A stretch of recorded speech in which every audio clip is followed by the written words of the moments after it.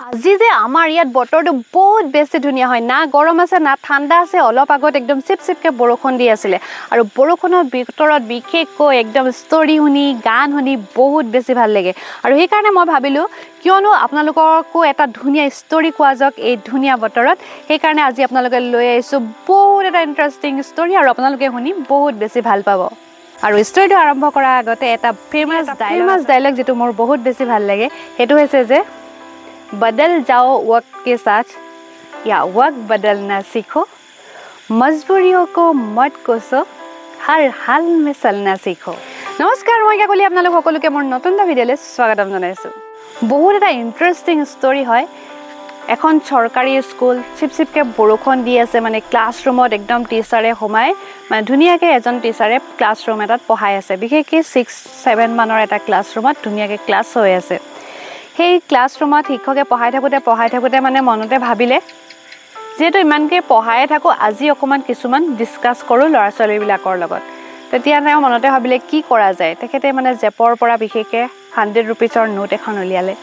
উলিয়ালে মানে ছাত্ৰখিনিক দেখালে এটো দেখিছা না এটো 100 रुपीसৰ নোট হয় যদি মই এইগিটা তোমালোকক দিও তোমালোকে কি কৰিবা ছাত্ৰখিনি আৰু পটাপট যে পায় যে একদম উত্তৰ দি গৈছে ফাৰ্স্ট বেঞ্চে উত্তৰ দিছে কিছুমানে কৈছে যে হেতুবা পুতলা কিনিব কিছুমানে কৈছে চকলেট কিনিব কিছুমানে কৈছে খেলা গাড়ী কিনিব কিছুমানে মানে যাৰ যি মনত আহিছে তেনেকৈ উত্তৰবিলাক দি গৈ আছে তেনেকৈ ফাৰ্স্ট বেঞ্চ সেকেন্ড বেঞ্চ লাষ্টত মানে লাষ্ট বেঞ্চ আহিলে লাষ্ট বেঞ্চৰ সকলোৱে দিয়া পিছত এটা লৰা মানে বাকি আছে এনসাৰটো দিবলৈ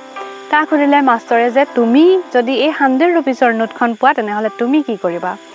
তেতিয়া লৰাটোৱে মানে উঠুকে উঠিলৈ পানি কৈছে যে এইজো যদি 100 रुपीसৰ নোটটো পাও তেনেহলে মই মোৰ মাৰ কাৰণে এজোৰ চশমা কিনি নিম মানে সবে মানে তেনেকৈ কোৱা দেখি লৰাটো মুখলৈ চাইছে তেনেকুৱাতে টিচাৰে সুধিলে মানে তুমি যে তোমাক মই এটো তুমি নিজে কি কৰিবা সুধিছো যে তুমি মাৰ কাৰণে কি কৰিবা হেতু সোধা নাই নহয় বলে মই হেতু বলে মাৰ কাৰণে নিম কিয়নো মায়ে চকুৱে কমকে দেখে আৰু তেওঁ বেলেগৰ ঘৰত কাম বন কৰি মোক খুৱাই আছে কিয়নো মাৰ যে চশমা তোমাৰ দেউতাই দিবই দেখোন এনেকৈ ক'লে নহয় কিয়নো তেওঁতে মানে ল'ৰাটোৱে কান্দি দিলে কান্দি পানি ক'লে যে মোৰ মা আছে কিন্তু মোৰ দেউতা নাই আৰু মায়ে মোক সকলোখিনি চোৱা চিতা কৰে লৰাটোৰ এই কথাখিনি শুনি মানে টিচাৰৰ মনত মানে বহুত দুখ লাগিলে মানে কৈছে মানে মনটো বেয়া লাগিছে আৰু মানে লৰাটোৱে যে নিজৰ কাৰণে নকৰি বাকৰ কাৰণে কৰিবলৈ চেষ্টা কৰিছে মানে শিক্ষকে হেতু কথা শুনি বহুত ভাল পালে আৰু সেই কাৰণে শিক্ষকে হে 100 টকা পইচাটো তাক দি দিলে আৰু 100 টকা পইচাটো তাক দি পানি কৈছে যে এইটো তুমি খালি মই তোমাক কোনো এটো পুৰস্কাৰ বা তোমাৰ কথাখিনি শুনি যে মোৰ ভাল লাগিলে বা তুমি ভাল এটা কাম কৰিবলৈ লৈছা সেই কাৰণে মই দিয়া নাই মই তোমাক এই পইচাটো ধাৰলে দিছো আৰু যেতিয়া তুমি ডাঙৰ মানুহ হবা আৰু তুমি বহুত কষ্ট কৰা বহুত এনেকুৱা কাম কৰা যাৰ ফলত তুমি মোক 100 টকাটো এদিন মোক ঘূৰাই দিবা জিদনাখনি তুমি পাৰিবা যে 100 টকাটো উপাৰ্জন কৰিব তেনেকুৱা সময়তে তুমি আহি মোক এই পইচাটো ঘূৰাই দিবা এদিন দুদিন নহয় তেনেকে 20টা বছৰ পাৰ হৈ গল আকৌ তেনেকুৱা ধৰণৰ এটা দিন আহিলে ধৰক বৰষুণ দি আছে ক্লাছৰুমত টিচাৰে পঢ়াই আছে তেনেকুৱাতে বাহিৰত এখন বগা গাড়ীত সাইলেন্ট বজাই এখন গাড়ী আহি স্কুলৰ ফ্ৰণ্টত ৰখিলে স্কুলৰ ফ্ৰণ্টত যেতিয়া দেখিলে যে একদম ৰঙা লাইট নাম্বাৰ লিখা ডিসি গাড়ী একেবাৰে আহি যেতিয়া ৰখিলে স্কুলৰ গুটে মানে হেডমাষ্টৰৰ পৰা আদি কৰি সকলো বিলাকে মানে বেয়া ভয় খাইছে যে কি হ'ব এতিয়া কোনো হুটপুছ নাই কোনো আগজাননী নাই একদম ডাইৰেক্ট আজি ডিসি মানে পুৰা চেকিংত আহি গল বুলি তেওঁলোকে ভাবি মানে সব মানে যিমান পাৰে হিমান কামবোৰ সিজিল কৰিব লাগিছে কিন্তু ডিসি আহি অফিস ৰুমত নহমালে তেতিয়া মানে সকলো থকমত খাইছে যে ডিসি কাকো লগ নহাকা সিদ্ধা মানে আজি ক্লাছৰুম চেকিং হ'ব নেকি কিন্তু সেই ডিসিজন গৈ সিদ্ধা একদম সেই ক্লাছৰুমটোত সেই টিচাৰজনৰ ওচৰ পালেগে যিজনৰ ওচৰত তেওঁ প্ৰথমতে সোমাই পানি টিচাৰজনক চালে কিন্তু তেতিয়া টিচাৰজনে কোন ডিসি কিয় মোৰ ওচৰলৈ আহিছে মানে তেওঁ অকমান থতমত খাইছে কি হল তেতিয়া সেই ছাত্ৰজনে সিধা সেৱা কৰি পানি ক'লে স্যাৰ আপুনি হয়তো মোক চিনি পোৱা নাই আজিৰ পৰা 20 বছৰ আগতে আপুনিয়ে মোক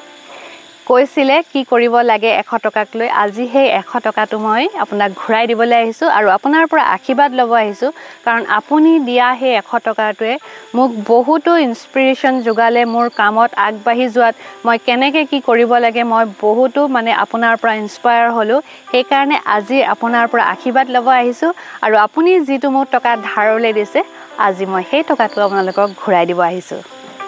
কাহিনীটো কিন্তু বহুত সৰু হয় কিন্তু এই কাহিনীটোৰ পৰা আমি বহুতখিনি জানিবলগীয়া কথা আছে কাৰণ এনেকুৱা ধৰণৰ সচৰাচৰ ঘটনা আমাৰ সমাজত হৈয়ে আছে আৰু এনেকুৱা ধৰণে মানুহে আগবাঢ়িও গৈ আছে কাৰণ আমাৰ লাইফত ষ্ট্ৰাগল থাকে আমাৰ লাইফত জেমেলা থাকে বাধা থাকে যিকোনো এটা কাম কৰিবলৈ লওঁতে সদায় বাধাৰ সন্মুখীন হ'বলগীয়া হয় গতিকে আমি হেনেকুৱা পৰিৱেশত থাকিও মানে বাধা থাকিলেও আমি যদি বাধাটোক সংগ্ৰামে বা যুঁজি হ'লেও যদি আগবাঢ়ি যাব পাৰিম তেনেহ'লে নিশ্চয় সাকসেস হ'ব পাৰি কাৰণ এই কাহিনীটোৰ পৰা আমি মানে বহুত ইন্টাৰেষ্টিং মানে মেছেজ পাওঁ আপোনালোকে বাৰু ভিডিওটো চাই কেনেকুৱা পালে আৰু যদি ভাল পালে লাইক শেয়াৰ আৰু কমেন্ট কৰিব নাপাহৰিব আৰু এনেকুৱা ধৰণৰ ইন্টাৰেষ্টিং ভিডিও চাই দিবৰ কাৰণে মোৰ চেনেলটো সাবস্ক্ৰাইব কৰি ল'ব তেন্তে পুনৰ লগ পাম নতুন এটা ভিডিওৰ সৈতে তব তক के लिए बाय बाय